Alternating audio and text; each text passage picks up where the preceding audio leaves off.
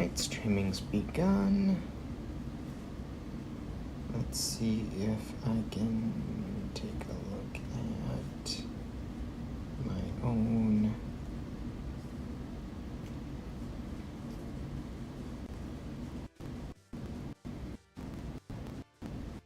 How the heck do I view my existing channel? Your videos? Maybe? Live? I don't see anything. Why do both of these marked made for kids? I have swear words in here. There is no made for kids in here. No, it's not. YouTube, stop fucking deciding that.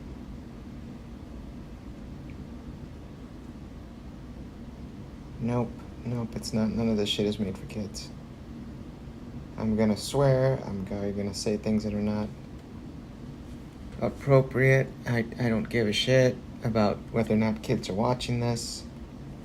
But I am not fucking streaming us and Spider-Man chilling out, so no, this is not made for kids. How do I see whether or not?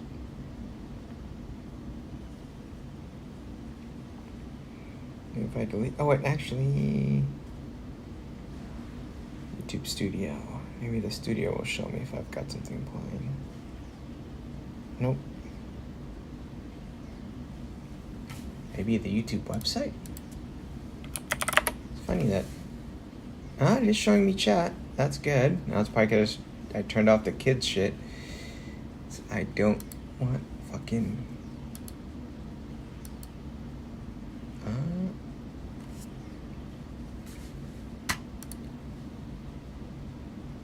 This thing says I'm streaming. But I don't see any remote hint that I'm streaming.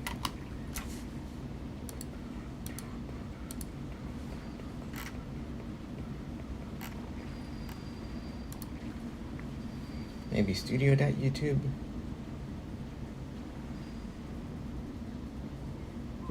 Nope.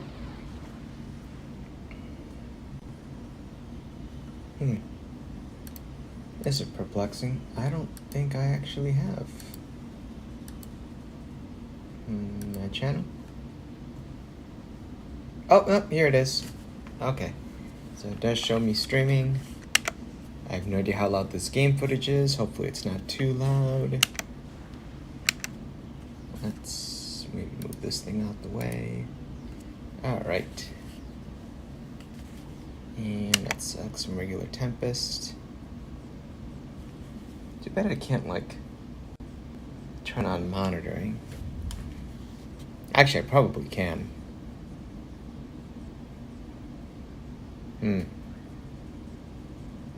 Now let's not think about it too much. What I should have actually done is check to see if I could... Oh well, I'll deal with that some other time. Probably turn on voice extraction. Oh, and we're backwards again. There we go. Don't.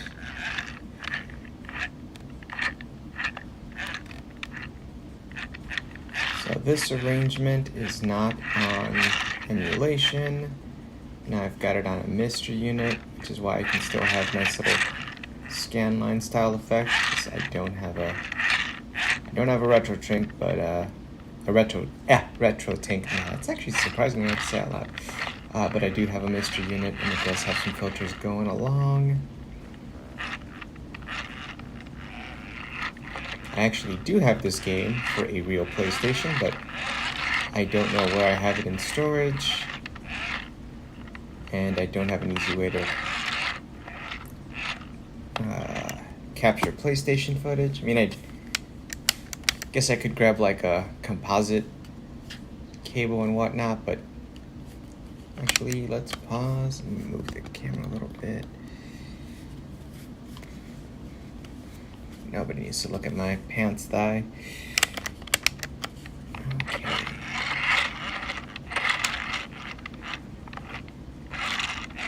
So this is probably as funny because I'm actually oh shoot. All right. This game is surprisingly laggy. I don't know if it's my capture. Might be my capture. Yeah, I've got no easy way to capture original PlayStation. I thought I could get a PlayStation connector to HDMI adapter, and that kind of worked. But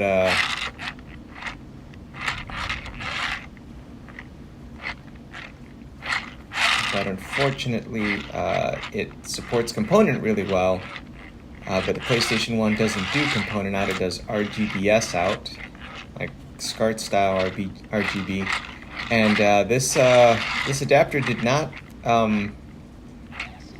it wasn't very reliable at capturing RGB. It would like capture okay for like the better part of half a minute, and then it would just start sending out like random fuzz, and the audio would get all warbly.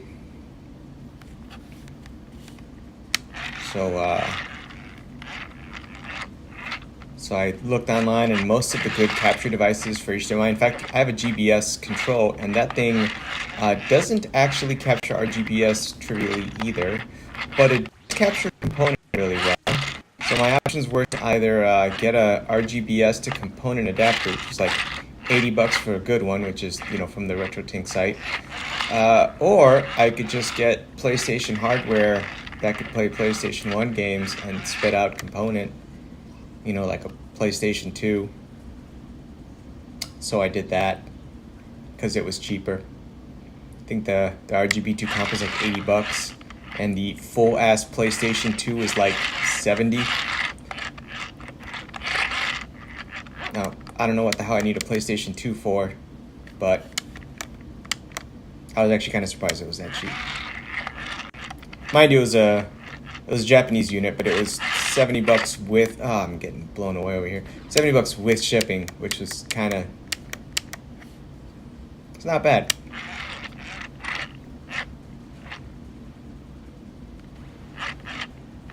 I got no complaints there. Oh, shoot. Alright, let me actually keep my 4 fingers on this thing. I got the droid now. Yeah, so this is Tempest 2000 semi-port for the PlayStation, by someone who, I don't know who did it. All I know is it was done in high voltage software, which means that this was effectively a Chi-Town release, which is kind of neat. I was not expecting to see, oh. Okay.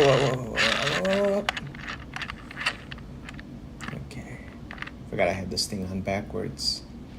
Yeah, so one of the weird things about this game's mouse support, the fact that it has mouse support is great, because it basically means, as far as I know, every single version of Tempest, in some way or another, has rotary controller support, even though some of them are trickier to set up than others. Like on the Jaguar, you had to basically mod a controller and throw a rotary device in there. And on the new one, you had to basically invent a controller that they kind of made but never released. And on the PlayStation, you could just use a PlayStation mouse, which this is basically simulating.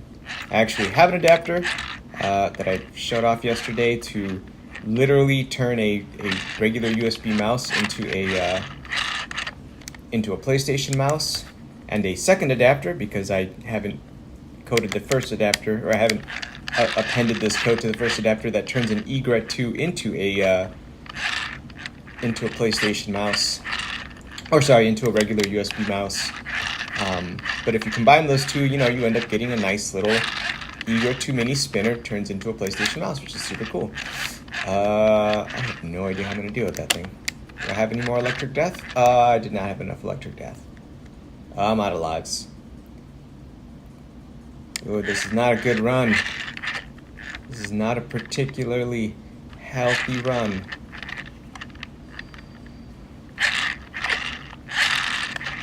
I almost got shot there. Boy, it does feel laggier, and this is supposed to be like a low lag capture card, so at most this thing's probably like 4 frames behind, and this feels way more than 4 frames behind.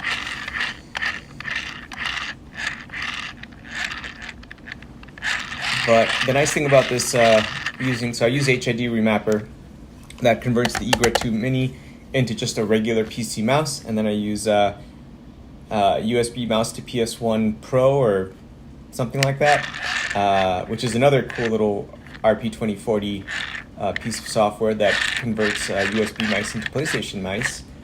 And I just kind of combine those two to turn the Egret 2 Mini into a PlayStation 1 mouse. And that works with games like this. And the other nice thing about using the combination of software instead of just kind of making the Egret work individually, is that I can actually add a macro that'll fine-tune.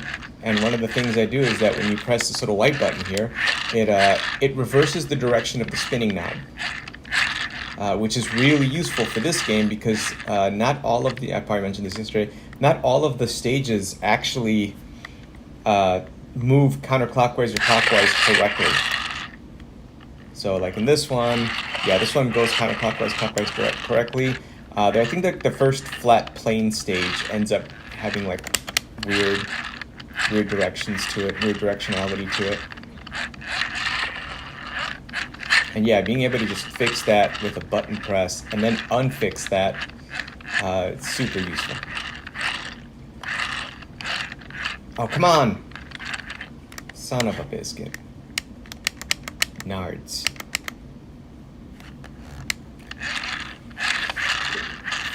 Yeah, but it does seem a little laggy, and I don't know. Again, I don't know if that's the. I doubt that's the miss, because one of the things that these things are supposed to be good at is not being laggy. But it could also be the mouse. Shoot, man.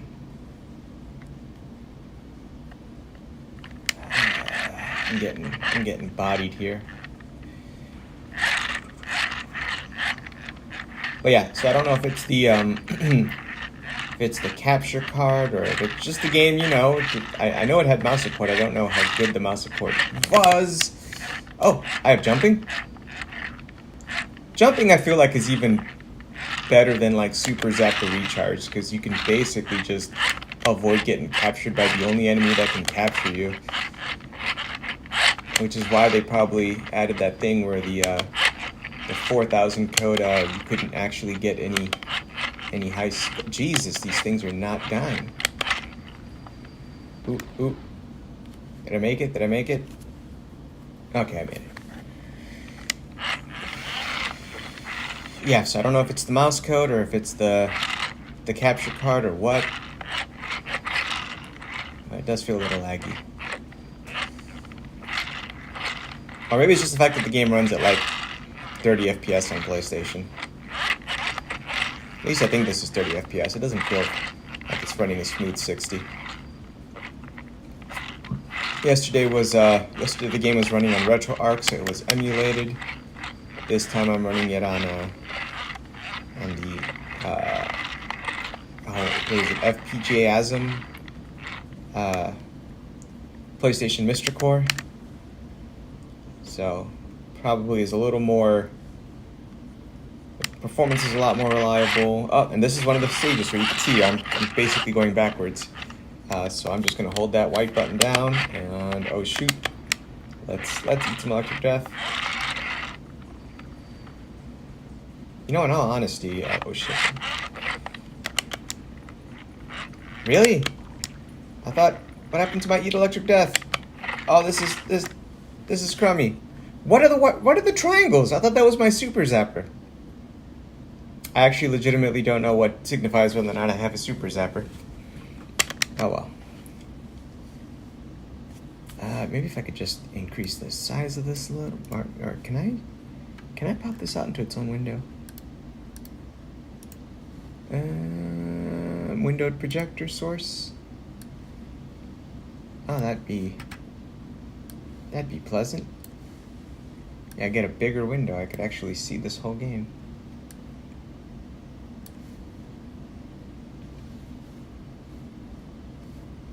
All right, let's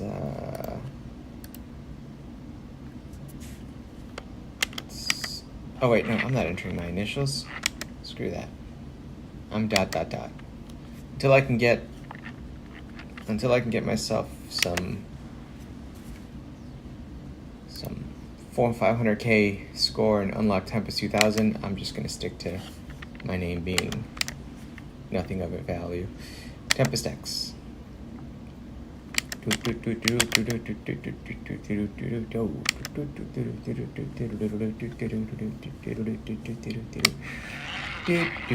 Up and white button. Wait, shoot. Boy, takes some time to get used to the orientation in this game.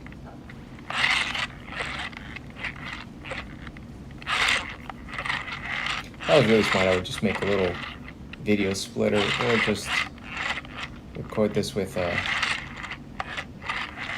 kind of CRT arrangement. So I could easily know that I'm looking at the non-latency version.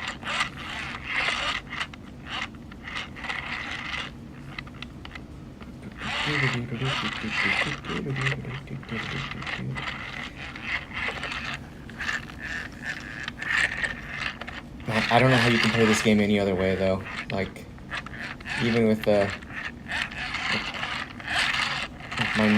my complete scrub butt is having zero problem playing this game because it was made for rotary controls. It's made to be controlled by a spinny knob.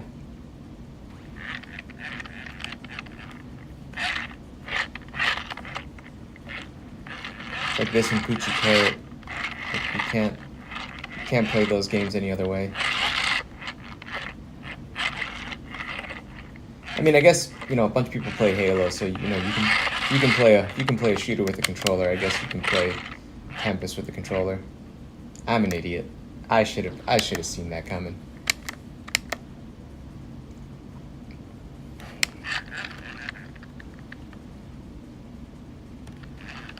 I wonder if maybe there's like a 60 FPS like Game Genie cheat that I could hack into this or I could, you know, find online. And the only problem is that as far as I can tell, Tempest games, or at least Tempest 4000 seem to have this issue where either if you made the screen too wide or if your frame rate limit was too high, the game would just run like completely unplayably. Like you'd be like a second in, and all of these little like grabber guys were already on the edge of the screen. Can you normally destroy their shots? Was that in the Jaguar version? It feels like it's almost a cheat to be able to destroy their shots by shooting them.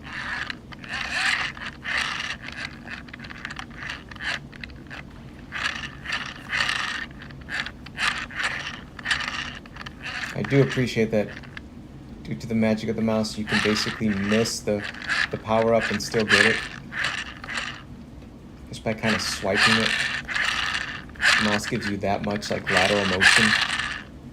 Let's say as I miss the power-up.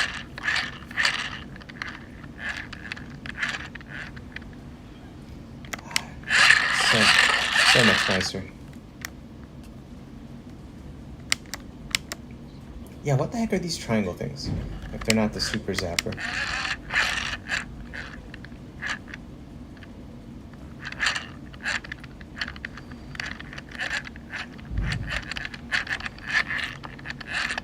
Oh, son of a...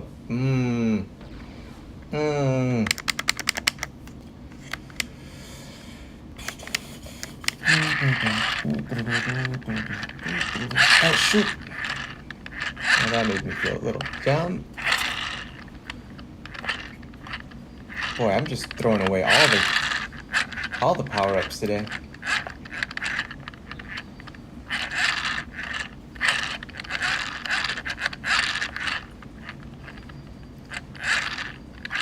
Hey, where's my AI bot? There you are. I can't really see the spikes that well. And I can't even, unfortunately I don't have the audio on. I should probably add a second monitoring so I could actually hear the game audio. Because then I'd be able to tell whether or not I'm hitting spikes, and then I know if I'm in a safe lane or not. Oh, come on, come on.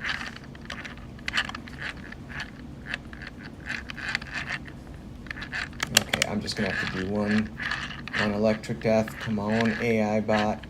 Or jumping. I got jumping. I got jumping. You're all eating shit today.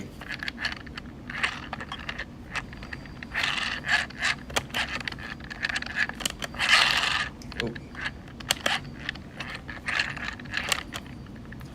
Whew.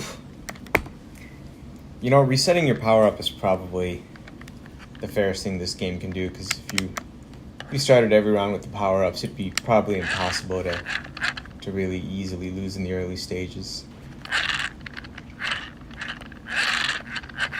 Oh, son of a biscuit. What are those? I have no idea what these little triangle thingies are. They're not your super zapper.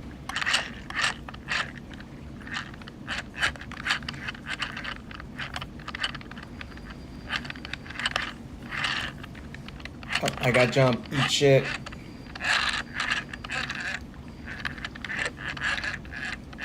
Still don't have my boy the AI droid yet. There you are, Mr. AI droid. I feel like once you have jump, you're kind of good to go. But it's really the AI droid where, like, most of your worries are gone.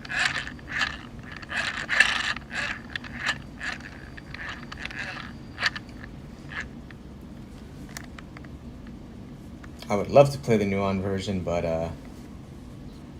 I'm either going to be scrounging Goodwills and praying that I see a Nuon one of these days, or and even if I found a Nuon, I would have to figure out how exactly the signals work for the rotary controller. Or I could like pre-order one of those $60 adapter thingies.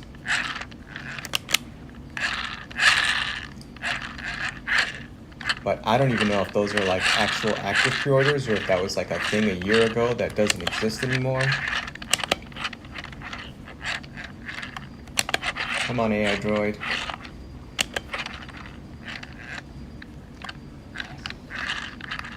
Oh shit. Boy, yeah, this is much scarier to avoid the spikes without any audio. I did not realize just how nice it was that. Let's turn on this mouse thingy. Ooh. Yeah, because using the rotary knob to control my left and right is a lot easier than using the... Ooh.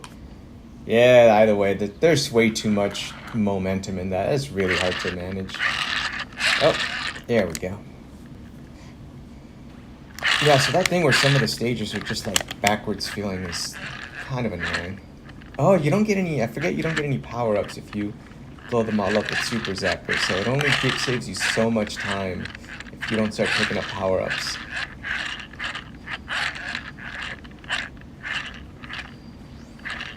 Okay, I've got jump.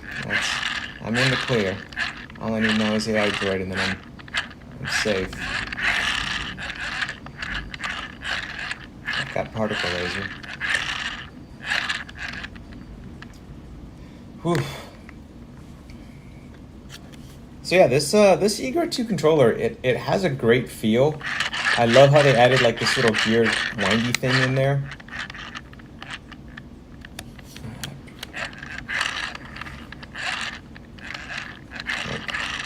It's almost like perfect the way this thing feels. Obviously, I would really love it if like Title sold like a full-size Eager 2 spinner. I would buy that thing in a heartbeat. Especially if it, sent the exact same, commands as this one. Because I really love that title knob, like the spinny knob. It is the coolest looking arcade spinny controller I've ever seen. But I found it interesting just a little too, son of a biscuit, a little too late. And I think I do have this backwards. Yeah, I found it interesting a little too late, and so I couldn't find easy reproductions or copies, or even like an LS29, which is apparently the Senmitsu version of the rotary knob. But I would really love to get like a reproduction. Are you kidding me? Really love to get a reproduction Title spinny knob, or make one. Figure out how to CNC it.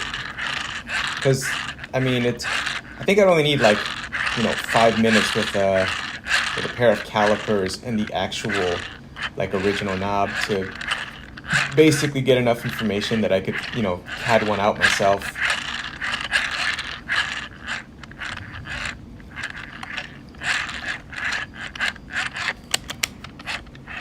Oh, I got jump now. Why was I worried? I don't need an AI droid. Once I got jump, I'm pretty much... Shit. Oh, I guess I avoided the spikes. I don't think I did. Didn't feel like I did, but I guess I did. This is gonna feel weird, isn't it?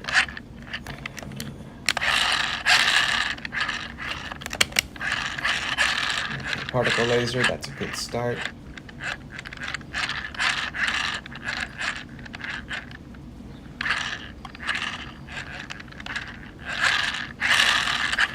Okay, I got jump. Y'all can eat shit.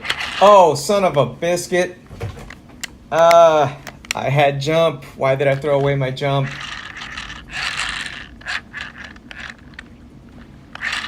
Now, there's not really an easy way to tell which way the rotary knob feels comfortable in certain stages. I think I've got the right way here. You never really tell. But the fact that I can just reverse it so it always feels natural is pretty awesome. Like I said, I'm not entirely sure if I'm... It feels kind of clunky to have two RP2040s. Oop, there I go again. Two RP2040s instead of one. Pipe Picos. I should call them Pipe Picos, but that's the brand name. I don't know if I actually have Pipe Picos anymore, if all I have are bootlegs on Amazon that use the actual chip on the Pipe Pico. Oh, ooh, I did not have anything that I could fight back with. That was dumb of me.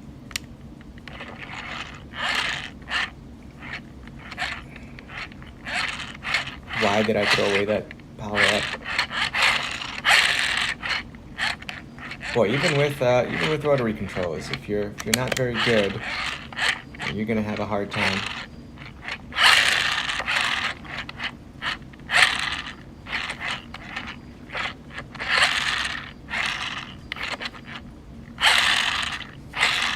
Oh, nope. Well, that was a close enough run. I wonder if I could get to 500k. Well, anyway, what was I gonna mention with this? Nope, don't save.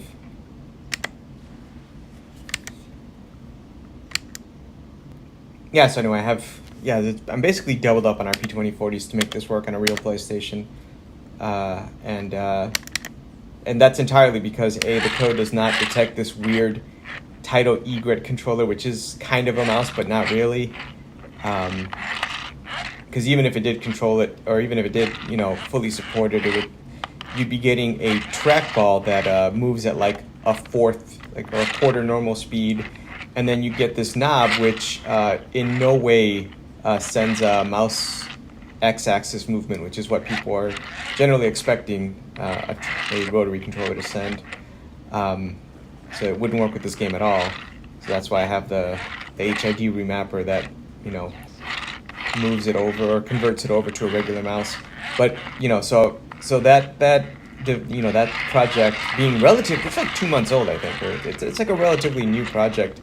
I think it was like an upgrade of an earlier mouse converter for the PlayStation by the same author. But this new version, which works brilliantly, I gotta say. Like I said, if there's any latency, it's got to be the game or the capture. It sure as heck is in the software because it feels amazing in Poochie Carrot. But so the software doesn't, work with this weird egret controller. And I know the VID and PID of the USB device, so I can probably do something for this software to just pick it up and then pick up the scroll wheel as mouse movement. So it would work. But I'd have to learn how to, code for the Pi Pico, which at some point I forgot. It's probably not too wild, especially given that 99.9% of the legwork has already been done by this project existing at all.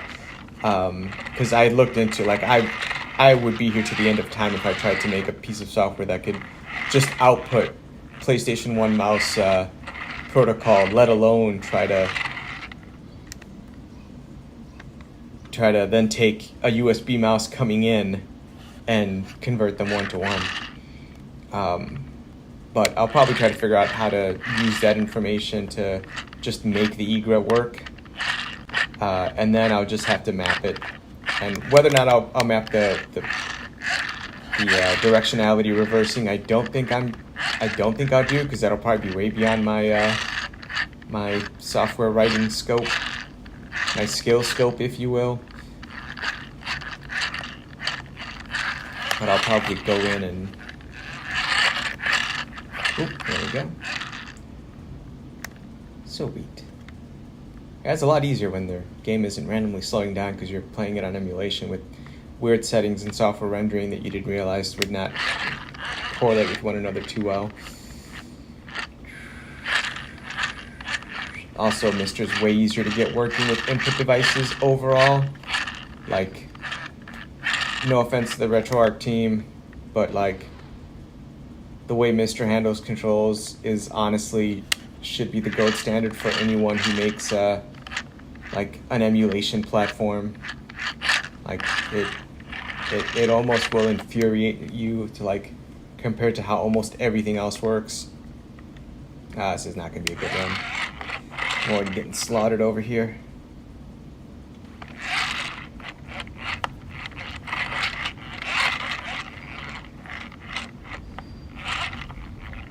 Oh, what the heck?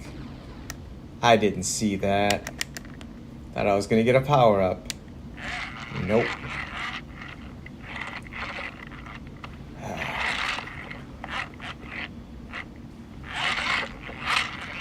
But for what it's worth, for a game not made by Minter, clearly not up to his quality standards, that they gave this a really solid try. This turned out way better than I would have expected. Again, the fact that there's even mouse support at all is just like, oh.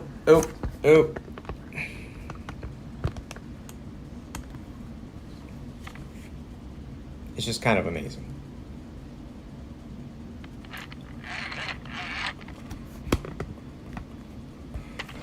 Oh, yeah, that's what I get for not paying attention, trying to reorient the camera I just knocked out of the way.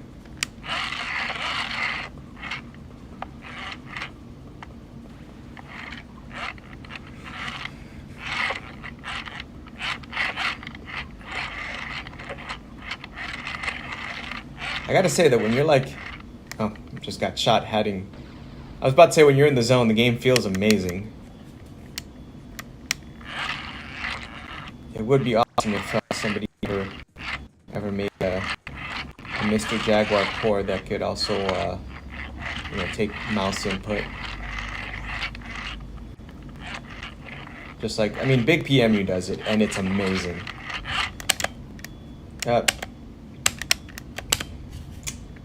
Oh well, that's the end of that. I tried my best. All right. I wonder if I should switch along to try some Poochie Carrot. I know I have Tempest X3 as the game I'm going to be trying over here, but you know what? Maybe I've done enough fun testing for the day. Clearly, this arrangement works. I've got the Taito Igra 2 mini trackball controller functioning on a PlayStation game as a PlayStation mouse. So clearly I've proven that that's a thing you can do. I'm going to do one run where it's just completely silent, hopefully. And that's just what I'm going to use as example footage for if anybody's asking about whether or not this stuff can work.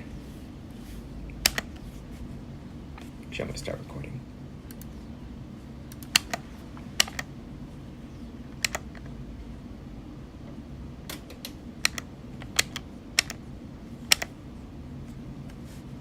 Turn off my mic.